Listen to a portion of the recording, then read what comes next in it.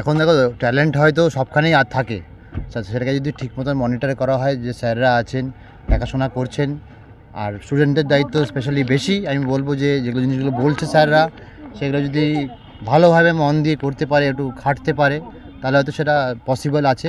আর এখন আমি যুক্ত হয়েছি, এখন হয়তো মান্থলি আমি একবার করে আসবো, তো সবাইকে ওই খাতায় নোট ডাউন করা হচ্ছে কার যেটা বেটার হবে, তাদের মেবি কলকাতায় কোনো টুর্নামেন্ট বা এরকম সুযোগ করে দেওয়ার চেষ্টা করবো আমি।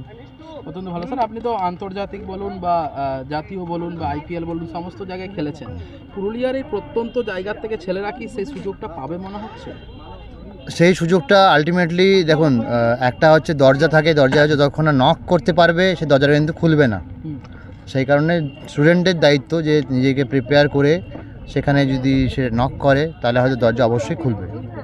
এখন সেটা কিছুজন অলরেডি এর আগে খেলেছে, কলকাতা খেলেছে, অনেকেই হয়তো আছে, কিছুজন হয়তো বেঙ্গলও খেলেছে। তা সেখানে যদি তারা মন দিয়ে করতে পারে, এটা না যে 2-4 মাস 6 মাস বা 1 বছর 2 বছর চেষ্টা করলাম হচ্ছে না ছেড়ে দিলাম, লেগে থাকতে হবে। প্রসেসটা একটু লম্বা, আর মানে সহজে রিটার্ন আসে না, এটা ভাবনা চিন্তা করেই আসতে হবে। যুব সমাজকে কি বার্তা দেবেন? এনজয় করুক, প্রথমে বলবো বাচ্চাদের এনজয় করুক, আর এনজয় করতে পারলে তাদের মাঠে আসতে ইচ্ছা করবে। এখন যদি সেখানে মানে অলওয়েজ ভাবে যে 3-4 মাস 6 মাসের রেজাল্ট পাবো, তো সেই আশায় হয়তো সেটা হয়তো পসিবল হবে না। একটু টাইম দিতে লাগবে, খাটতে হবে, তাহলে হয়তো পসিবল হবে স্টেপ বাই স্টেপ। আপনি সকাল থেকে প্রশিক্ষণ দিলেন, কীরকম মনে করলেন বা কীরকম দেখলেন?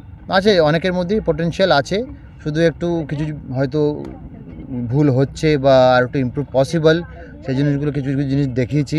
তারা যদি এখন সেই জিনিসগুলো মেনটেন করে লং রানের জন্য রেখে দিতে পারে, তাহলে হয়তো আরও জিনিস, হয়তো বেশি জিনিস দেখানো যাবে, যেটা হয়তো এখন দেখালে সব একবারে তারা সেটা হয়তো মানে একটু জগা খিচুড়ি টাইপের হয়ে যাবে।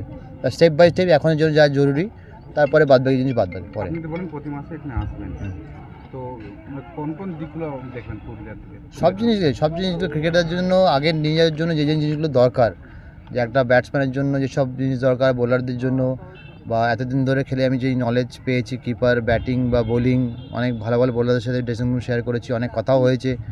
তা ব্যাটিং বোলিং করি না বলে যে জানবো না সেটা ভুল, সব কোচই জানা উচিত, আর সেটা সেই জিনিসগুলো শেয়ার করা। Thank you.